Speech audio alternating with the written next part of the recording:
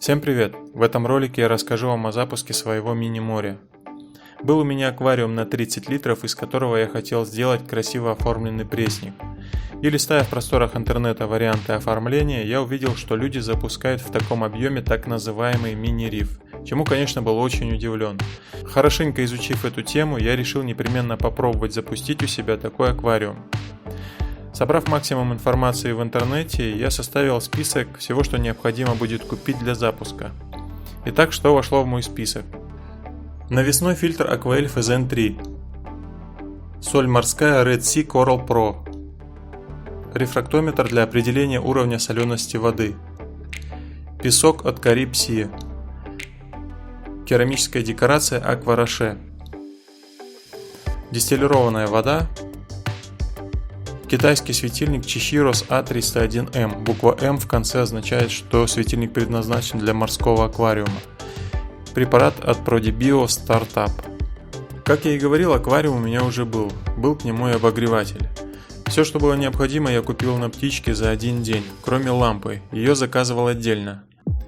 Аквариум я предварительно залил водой из-под крана на пару суток, так как он был новый. Установив аквариум, залил дистиллированной водой, рассчитал соль. На 5 бутылок ушло где-то 870 грамм. Засыпал соль и закинул фильтр, который был в комплекте с аквариумом, для перемешивания. Конечно, сейчас я так соль не замешиваю. Гораздо быстрее засыпать соль в бутылку и тщательно взболтать. Насыпал песок. В упаковке с песком был маленький пакетик, в котором должна была содержаться жидкость с бактериями, но мой пакетик был пустой, видимо, лопнул при транспортировке. Прочитал, что засыпать его нужно не промывая, так и сделал, но поднялась такая муть, что даже керамический камень, который я погрузил в аквариум, не было видно. Муть в аквариуме держалась около 4 дней. Перед тем, как запустить в аквариум рыбок или поместить какие-то более-менее сложные кораллы, в аквариуме должен пройти процесс созревания и установиться биологический баланс. Для того, чтобы этот процесс ускорить, в аквариум добавляют так называемые живые камни, которые добывают на коралловых рифах. Пористую структуру этих камней обильно населяют бактерии, которые необходимы для прохождения азотного цикла. Мне не повезло, так как в этот период были определенные сложности с ввозом в страну свежих живых камней.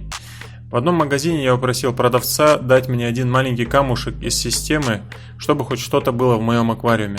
Камешек закинул и вылил в аквариум содержимое купленных капсул от ProDBio. С тех пор больше ничего я в свой аквариум не вносил. Стал наблюдать за камнем, за сутки никаких движений в нем я не увидел, кроме торчащей из пещерки Аэптазии, и также на нем было очень много валонии. К сожалению, от них потом будет очень сложно избавиться, и я решил удалить камень. Но перед тем, как его удалять, я аккуратно его покромсал на всякий случай. К моему удивлению, из этого маленького кусочка я достал вот такую афиуру, маленького рака-щелкуна и еще одного жирного красного червя. Они живут в моем аквариуме по сей день. Ну вот и все, основная подготовка аквариума была закончена, оставалось ждать, пока аквариум дозреет.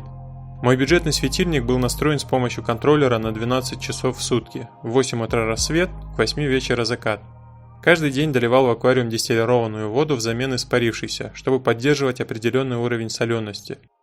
Дальше было самое сложное испытание для аквариумиста – воздержаться от заселения живностью, пока аквариум пройдет азотный цикл. Если кому-то интересно, я сделаю ролик о обитателях своего аквариума, про то, как я их заселял, какие совершил ошибки и с какими проблемами столкнулся. Никогда не торопитесь, лучше подождать месяц или более, хотя бы пока не пройдет вспышка бурых водорослей, а потом уже постепенно поселять неприхотливых рыбок и неприхотливые кораллы. Теперь пару слов о самом аквариуме. Самое основное в обслуживании мини-рифа – это кормление рыб, ежедневный долив дистиллированной воды взамен испарившейся и еженедельная чистка стекол и подмена соленой воды.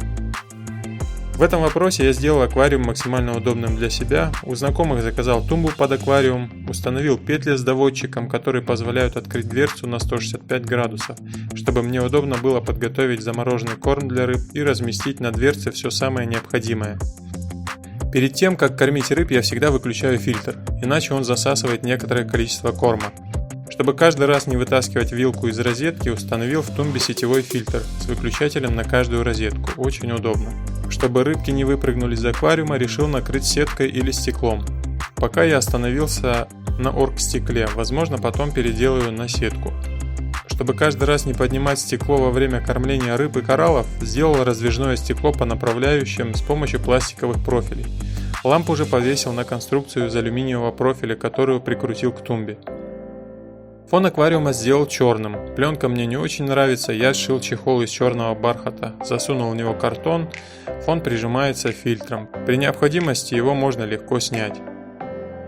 Еще мне хотелось бы установить автодолив, который бы позволил сделать мой аквариум более автономным. На сегодняшний день аквариуму 6 месяцев, и он мне ни капли не надоел. Кораллы растут, рыбки тоже. Конечно, в дальнейшем такой объем будет недостаточно, и нужно будет переселяться в аквариум побольше. На этом, пожалуй, все. Спасибо за просмотр.